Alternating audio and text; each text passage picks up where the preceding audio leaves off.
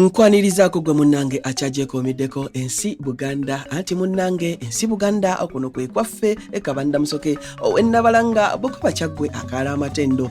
Nze nkubuuzaako nateera olunaku olwaleero kansubire nti munnange oli bulungi. Kakati nno munnange nsaba nkulage amannya gano ne kye gategeeza oba oli awo ky'obadde tomanyi ate naawe okimanye. Erinnya Sebukanja lino nno munnange lyaba Mamba nga baalijja ku mwana waabwe eyaleetera Kibuuka Omumbaale omwenge ogulimu enkanja era we waava okumutuuma Sebukanja. Abange ebyo nno osiibisuseekaawo wabula munzikirize nzire ennabalanga Bukoba Kyaggwe tuddiŋŋana ate mu kitundu ekirala ng'ate munnange nkuwa ebirala. Ayi Katonda kuuma Namulondo.